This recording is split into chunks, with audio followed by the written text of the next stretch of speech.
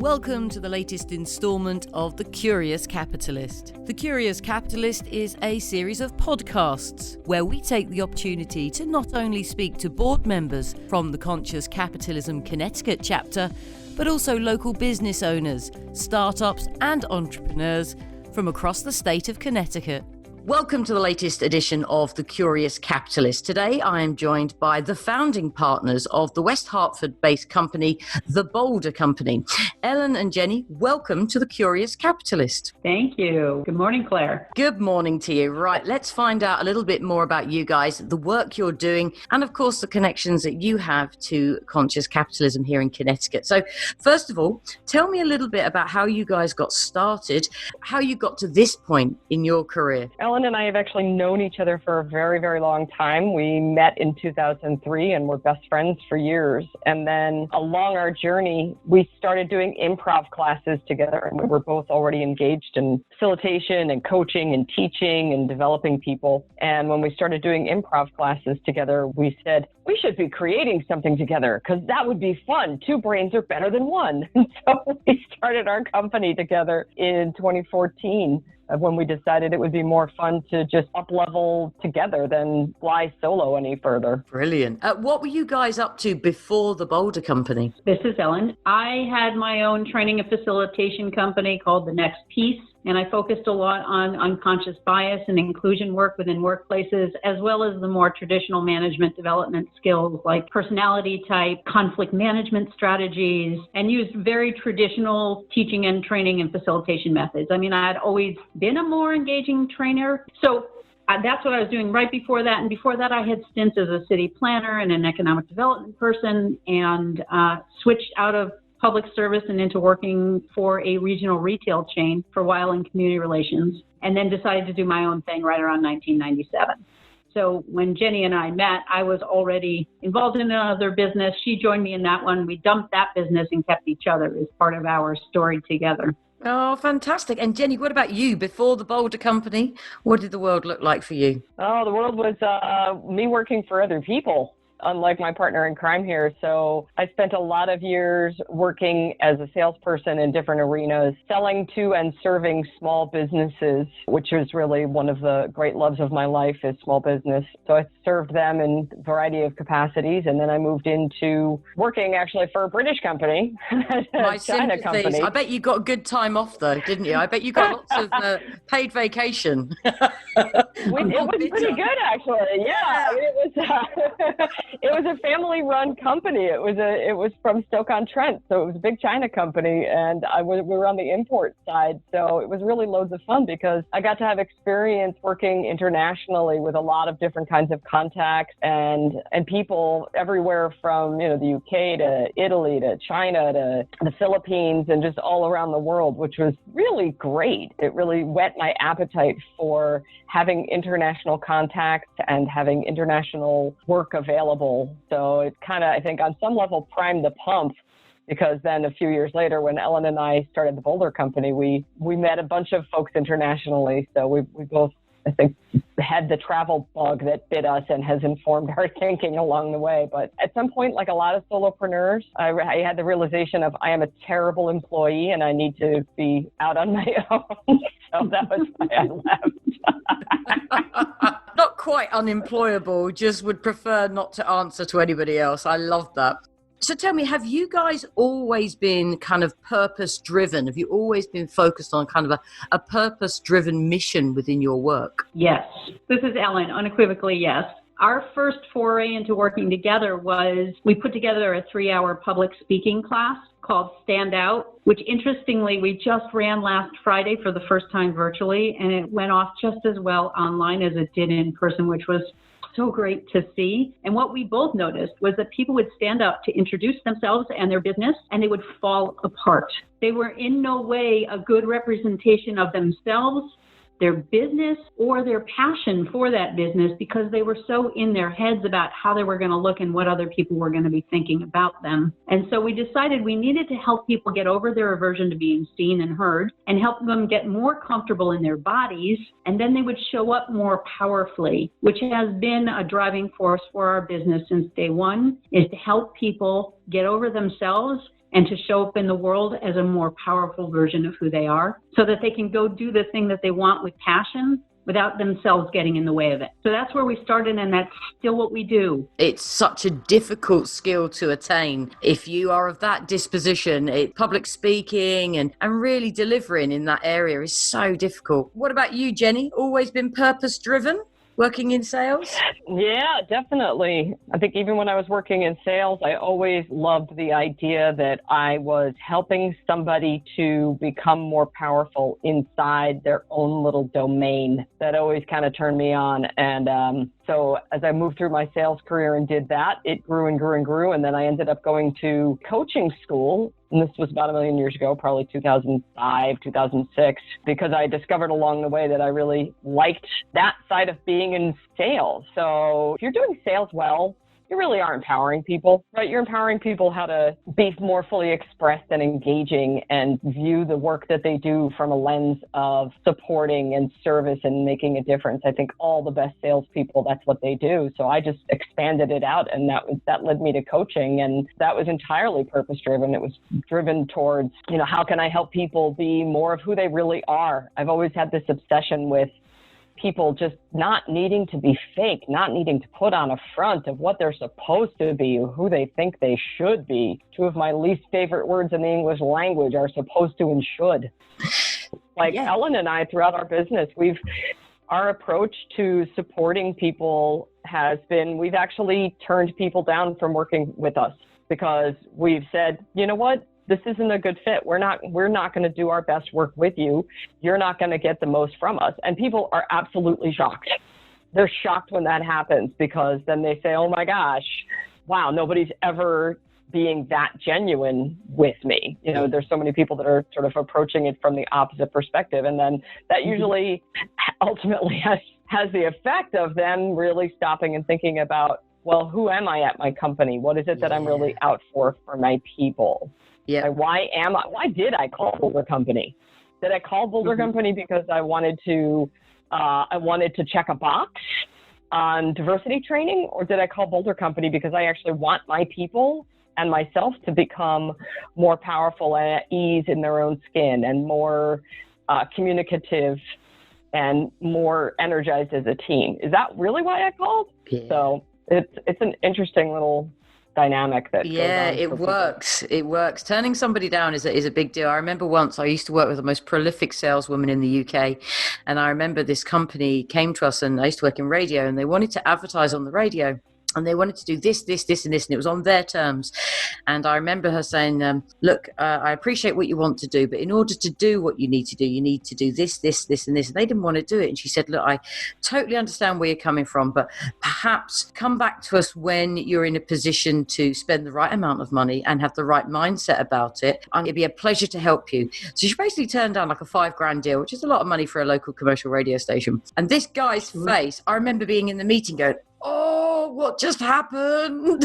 We shook hands, we left, we went upstairs to the studio, and I'm like, you just turned down a $5,000 order. She went, he'll be back. He'll be back within 12 months, and it'll be a $10,000 order, and it will work for him. And we will be champion radio. We are not going to snatch and grab in order to make short-term money today, because in the future, I want it to work for his business. And you know what? He came back and became one of our biggest advertisers. It was such a powerful lesson for me. You have to have the balls to do it, sometimes to do that. Well, and it's kind of funny because I cannot help but think that is really sort of that's very much in alignment with the conscious capitalism way of thinking, right? Because what you described in that situation is a different kind of leadership. So isn't it funny that fast forward, here you do this work now in conscious capitalism after bearing witness to that event? Absolutely. The other thing is, from that story, what I heard was, regardless of whether he came back, the fact that your coworker was able to say, we're not a good fit for you, and you'd be better served to think about how we can be a better fit for you than for us to sell you this now, right? So often we see that snatch and grab that you just described, where folks are saying yes to something because of the money that's right in front of them, and nobody wins. Nope. Nobody wins in those scenarios. You're setting yourself up. And, Jenny and I are not a two-person company. There are other people on the bench that you don't see that we bring in on a project-by-project basis. But we are the face of the Boulder Company, right? So when we go out into the world, if we overpromise and underdeliver, then it affects not just us, but everyone. Yeah. And our brand, right? We're better off saying, you know what? We think that your goals for this are this wide, and a one-off training is not going to do that. You probably want to think about a series of 5 or 6 or 8 one-hour sessions instead of 1 8-hour day as a way to have people digest chunks of information instead of cramming it all into one day and having them just feel exhausted and going, that was nice, and then they go back to doing exactly what they were doing before, because we know from a training perspective that muscle memory gets developed over time, right? So when somebody comes to us and they're like, we want to do diversity and inclusion work for all 150 of our employees, and we want to do it in 3-hour sessions, and we have 150 of them, we're like, well, that's a great start. No, that's all we want to do. We only have this much budget and we need to do everybody. We're like, well, why don't you take that budget and work with the leadership of your organization and get them in a better place to have these conversations and really be a stand for diversity and inclusion in your organization, and have the people that make the hiring decisions and the promotion decisions and the disciplinary decisions have a stronger foundation in it. You're better served investing in the leadership of your organization and having it come through them than to crop dust, which is what we call that attempt to do everybody at once, regardless of where they are in the organization. I mean, it's great if a company needs to level set and say, this is what we stand for. Right. But to bring such a diverse group into the room, not knowing where anyone stands, and to think that you can put 30 people in a room at a time and have a long-term impact. Yeah. It's a disservice to the client when we say yes. Yeah, we call it, was it spray and pray is another analogy for it. Spray and pray and hope something sticks, but it's not going to work. Tell me what it means to you and your company about your higher purpose. Tell me some of the words that you would use to describe the culture and your higher purpose within the Boulder Company. So we did some great work with our friends Brent and Dave at Fathom in West Hartford. I know they've been involved in conscious capitalism sometimes, and a couple of years ago, we did a session with them where they really helped us get at our purpose, our reason for existing. And our reason for existing as an organization is to free people up to live in their power. Now, granted, that's not a marketing message, but it is a grounding sense of purpose for us, because how that informs our thinking when you pair it with our values is very important. Our values are levity, courage, curiosity, and generosity. And so when you pair that purpose with those values, what that allows for is it allows us to walk through hard things together. And so when it gets hard, we say, okay, let's activate our courage. Let's remind ourselves of why we exist. When we find ourselves getting in the weeds, being too serious or too scared about something, as a lot of companies have experienced through COVID, we go back to those pieces and say, well, wait a minute. If we exist to free people to be in their power, then that is also true for us, because that is our journey. So what do we need to do for our own selves in this moment to be more courageous and powerful? So I think that we are all about the doing of our craft and the doing of the work, because one of the things that informs our thinking is that everybody can know everything all the time because we're living in the information age. I can look up anything. I can become a subject matter expert in anything, anytime, or at least claim to be by looking it up on the internet. But the internet they give us a ton of information. But really, where change happens, where magic happens, is the thing that Ellen pinpointed before, which is muscle memory. It's about how we do a thing, right? I love the meme that everybody talks about. The famous Gandhi quote about "be the change." Everybody loves to spout that as a quotable quote, but what does it mean? What does it mean in terms of how you show up for each other inside an organization? That's about the doing. That's about the behavior and the habits of thinking and feeling and doing. It's different than knowing. That's what it means for me anyway. I don't know. I'm sure Ellen might have something else to say about that. Well, I was going to say that, yes, what Jenny said. And one of the tenets of our business, the platform, the differentiator for our company, is that we use something called applied improvisation. to teach what we teach. So instead of having somebody sit in a class and learn about listening for 8 hours, we have them engaging with another person in an improvisational exercise that has them practice listening together and laughing about it, because it's ridiculous how bad we all are at listening, right? And not making people wrong for not doing it well, but showing them, like, shine a mirror on yourself, take a look. So it's all about, like, not us preaching. It's more like guide on the side and giving people the opportunity to succeed or fail with each other, and then to just get some coaching and be open to hearing, yeah, that worked, that didn't work. I do that all the time. Oh my God, I interrupt 27,000 times during the day. I interrupt myself while I'm thinking. I interrupt other people while they're talking, right? Helping people to notice, for example, the distractions of their world. So our whole orientation is self-discovery. It's not lecture. It's not death by PowerPoint. It really is an approach, even in a virtual setting, to getting people to engage with each other and in conversations that mean something with each other, which means that they have to be willing at the start, or as they evolve and we help them get to that point in a workshop, to be more vulnerable with each other and to notice, whether we're teaching public speaking or we're teaching listening, that they do something, they fail, and they don't die. Right? That it's this process of sort of getting over your aversion to making mistakes and being seen, so that you can be okay with making mistakes and being seen, which gets us to that higher purpose of helping people walk through the world as a more powerful version of themselves. Yeah, absolutely. What do you guys wish you'd known before starting out on your career path? Tough one. The one thing I wish I'd known is I am already enough.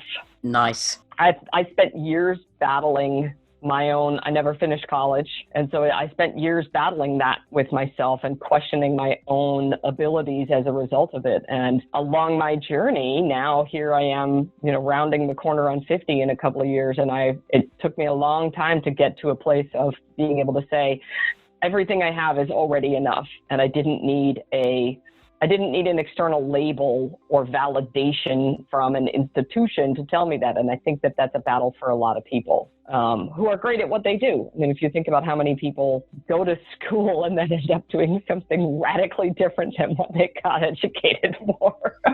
Ellen, what do you wish you'd known before starting out on your career path? There are a couple things. I think one is that safe isn't safe, right? That playing small may feel safe, but it's a trap.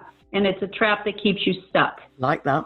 So I think that would be the first one. And Jenny and I come together from very divergent paths. So when you say, what's your career path? I say it's more like a roller coaster at Six Flags than it is a path, right? Because I have an undergraduate degree in sociology and Spanish. And from that, I got a passion, and I wanted to build low-income housing or quality housing for people who didn't have access because of whatever reason, right? So I got a master's in urban planning, and I wound up regulating subdivisions and shopping malls.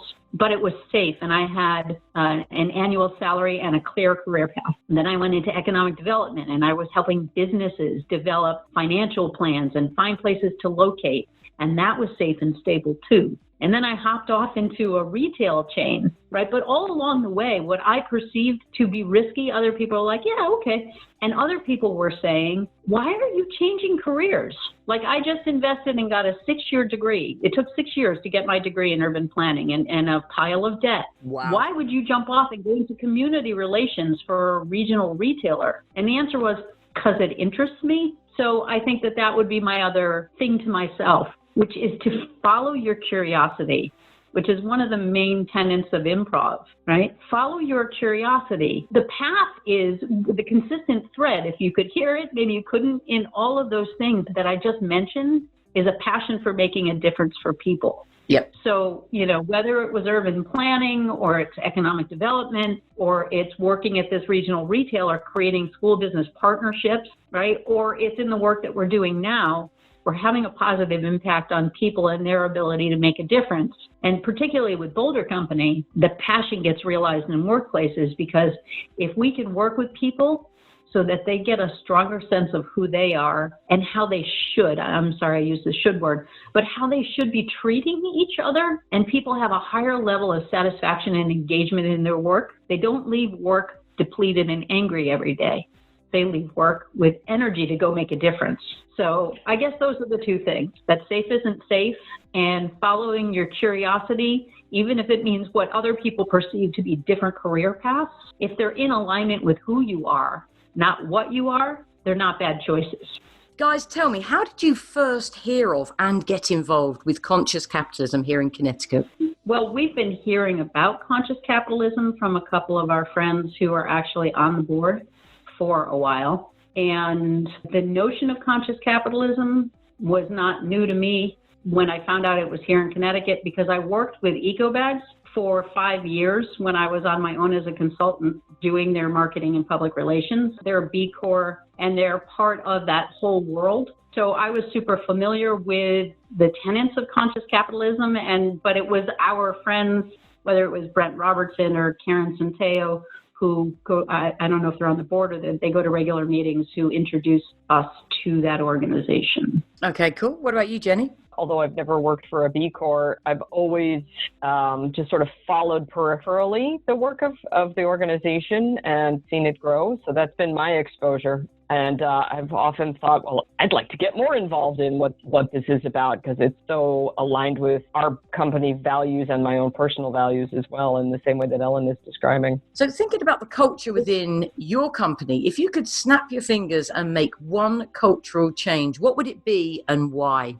So one of the things that we've been out for the last couple of years as we've grown is to fire ourselves from certain jobs, because like a lot of small companies, we are the chief cooks and bottle washers across all the many areas. And then, we pull people in as needed. We've got great facilitators. We've got great designers. We've got excellent coaches, and they're all, this wonderful bench of people that work with us. But as we've been growing and scaling, we've had to train ourselves out of and this is such a common thing in entrepreneurs and small businesses, we've had to train ourselves, fire ourselves from certain things in the name of growth. Because the reality is that it's not a good use of my time to be doing certain operational things. It's not a good use of Ellen's time to be doing certain marketing things. So I think that because we both have kind of a can-do spirit and we're game for trying and failing with grace and just doing what needs to be done, it has led us into a path of sometimes needing to have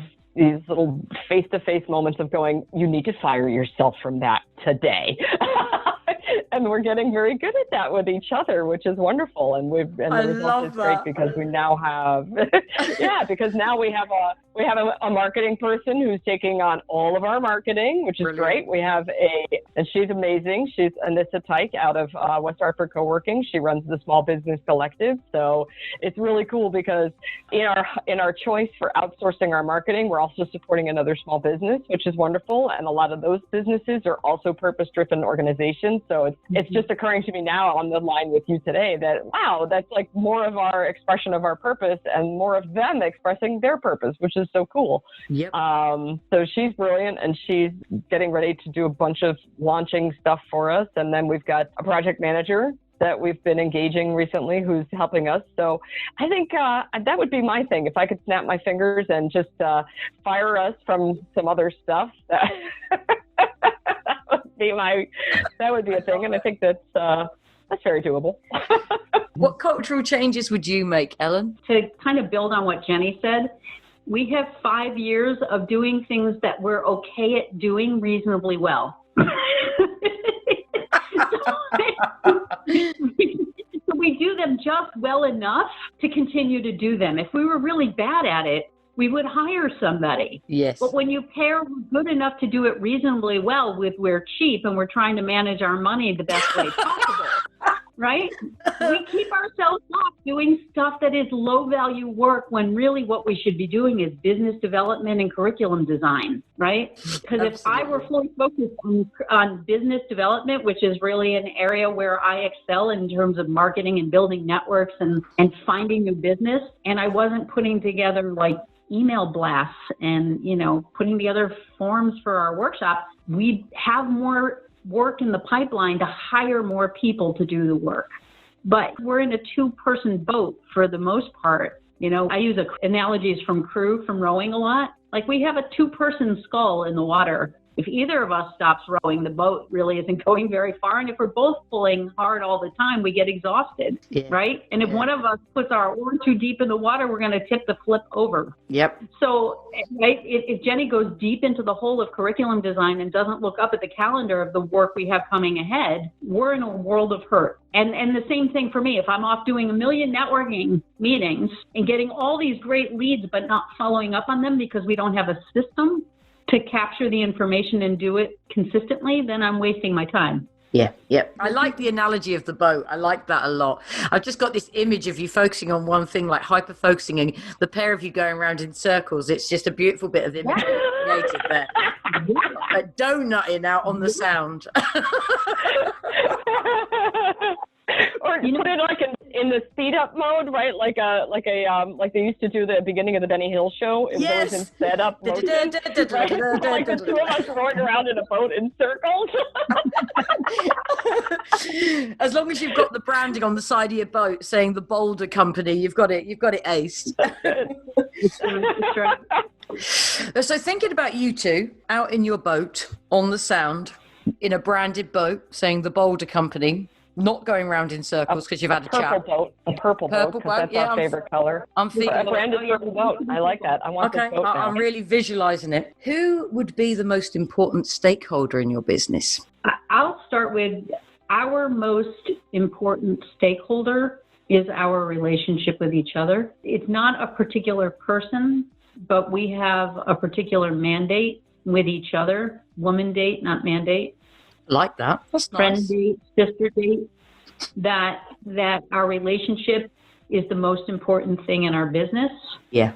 And the extent to which we take care of that has a direct impact on how we take care of and present ourselves to the rest of the world, right? Because if it's wrong between us, we can't go out and make the difference in a room that we need to make with a group of people. We can't encourage them to be vulnerable with each other and create the space for that to happen if we don't do that with each other. Yeah. And beyond that, it's the other members of our team who get folded in and feel like they fit and feel like they have a voice and have the ability to make a difference and have the ability to stand up and say, hey, include me in this because I have something to bring to the table. Yes. That makes us who and how we are. And then beyond that, we went through a process with a friend of ours, a woman named Liz Detterer, who does sales training.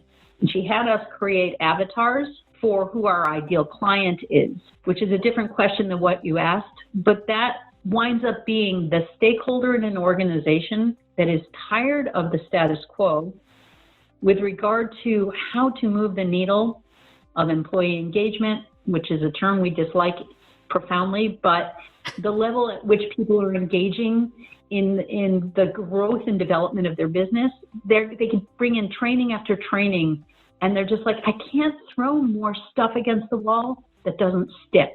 Yeah. People are tired of being put in trainings that are ineffective. What have you got that's different?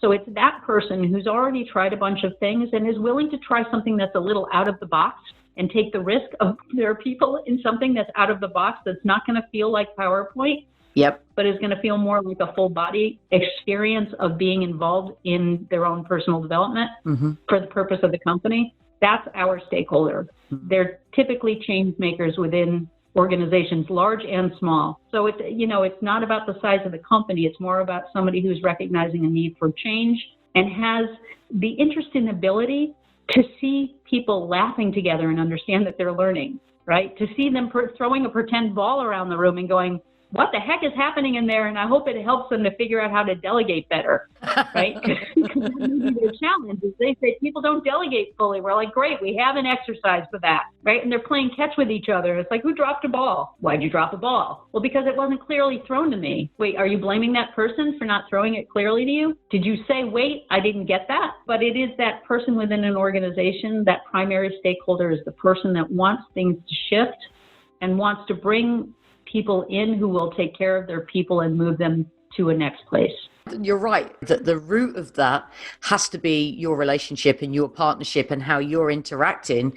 Essentially, you're for want of a better phrase, a double act. And if the synergy's not right between you two, then when you're in front of all these people, it's just not going to work. And we have to work a whole lot harder if it isn't. Ladies, when you're not focused on your work and rowing your purple boat, what do you do to relax? TV, sports, what are your hobbies? What do you do to really unwind?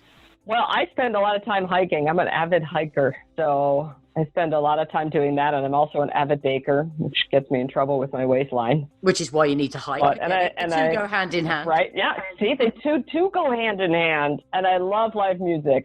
Love live music. So I spend a lot of time going to concerts at little venues wherever I can. And I also, when it's up and running, I'm a choral singer very often in life. So I haven't been for a couple of years because we've been busy building the company, but I'm going back to it as soon as I can, as soon as we're all allowed to sing together again. Yeah, crikey. What about you, Ellen? To relax, what's your passions? I also enjoy hiking a great deal, and I like art. So I'm a rabid doodler, so much so that I keep on my desk, right on my desk next to me is a whole book in multiple colors of pens and things. And I'm always creating something. Yes. And I also do storytelling from stage. So I've been working towards one of these days getting on a moth stage. So I take storytelling classes and I participate in storytelling events as a storyteller and as an audience member. And I love that very much. If you could have dinner with any figure in history, who would it be and why? And what questions would you ask? I have two. Can I have two? Well, go on, as it's you, Ellen. All right. One would be my great-grandmother, who's not a historical figure except in my family. My grandmother's family came over from Russia. Kiev at that time was Russia. I guess they call it Kiev now, not Kiev. But with 8 children from a small village somewhere in Russia, Ukraine. And I would love to talk with her about what it was like to do that, to have that immigrant experience, not speaking the language, coming into the Lower East Side of New York, trying to figure out how to make a new life here. So that would be one person. Yeah. And then I think the other person would be Barack Obama, because I think he's about the coolest person I can think of, period, the end. I would just love to, he seems like somebody you could hang out with and just talk about where the world was when he came into office and where the world has gone and what his perspective is on how to move us back towards a more inclusive, humane way of being with each other, period. Because, yeah, I think that would be it. I'd like to come to your dinner party. What about you, Jenny? The person that popped into my mind is someone that I would not expect, so that it's funny to hear the answer emerge from within my brain, and it's Willa Cather, who may not be an author that you're familiar with because she was an American writer about maybe 100 years ago, and she wrote "O Pioneers" is probably her most famous title about people in passage on the American West. But she wrote this novel called Song of the Lark that I read a million years ago in high school, and it stuck with me on many, many levels. To this day, it's just funny because it's a book that I've never even reread. So you would think that I would have reread it since it stuck with me so well, but for whatever reason, it's just had this resonance of the intersection between life's challenges, creativity, and the pursuit of our art, and what it meant to be a woman living in her place in time that she lived. And there was this part of the book when the story's about an opera singer, and at one point the opera singer is like living in the Anasazi, an abandoned Anasazi village way out in the American West in the desert. And I would love to have a conversation with Willa Cather about, how did she manage to load all of that into this one character? Like, what was her experience in life that's who she brought to life on a page? Yeah. It's fascinating to me. So many different dimensions of that character were compelling to me. Last couple of questions, ladies.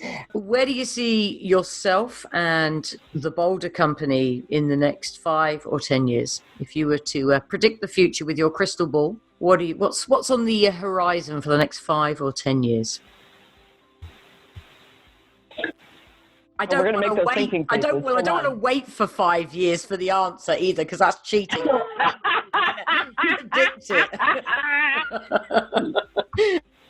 So I would say we have the potential to bring some key people into the company to scale the work that we do so that we have even more capacity to take on larger projects. We're part of something called the Applied Improvisation Network, which is an international organization, and both of us are hungry to be working in other countries and taking this fun somewhere else.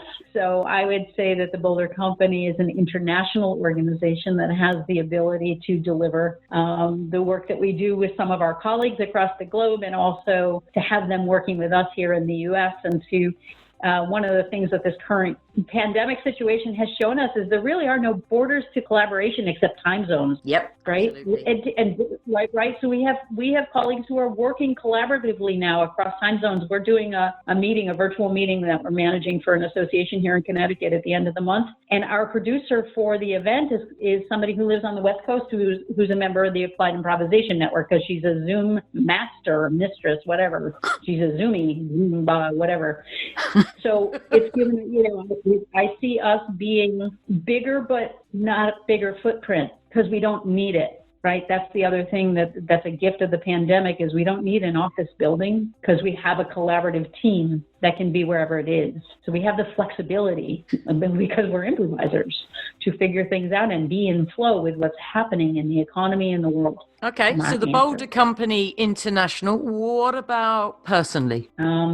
Personally, 5 years, I still expect to be fully engaged in learning and development and business development for the Boulder Company. Beyond that, I might actually take a step back and be a little bit more retired. My husband's planning to exit stage left at some point, so it would not be fun for him to be playing all the time and me working all the time. Definitely not. Okay, what about you, Jenny? I would say I intend to be continuing, I intend to continue to grow Boulder, even when my partner in crime, it starts to back off a little bit because there is that age difference. And I would love to stay in Connecticut. My family's here, so I don't anticipate leaving Connecticut anytime soon. I value spending time with my aging parents, so I will keep doing that and thriving here in Connecticut, because I think Connecticut rocks and people just have no idea what a gem it is. So I want to be able to bring more of my whole self into Connecticut in that way. And along the lines of doing the international work that Ellen mentioned, I think we could be really becoming a premier provider for the fields where we're getting a lot of traction and making a big difference. I think that Boulder can become a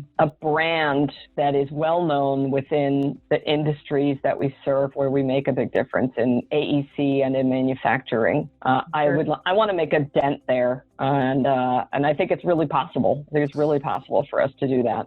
Last one then for you guys. It's been an absolute pleasure speaking with you today. How can people find out more about you, your company? Have you got a website, social media? This is your opportunity. Go on, hit me. We do it all, Claire. We do it all. So folks can start with coming to our website, which is thebouldercompany.com, and it's BOLDER, like be Boulder, bouldercompany.com. We also have a Facebook company page. We also have an Instagram presence, and of course we're on Twitter and LinkedIn. Yeah, I mean we're everywhere, and we're just a phone call away. Fantastic. Check them out. That is thebouldercompany.com. Ladies, it's been an absolute pleasure. Thank you for your time, and I wish you well. Thank you for taking the time to listen to the latest installment of The Curious Capitalist. For more information, you can visit the website connecticut.consciouscapitalism.org.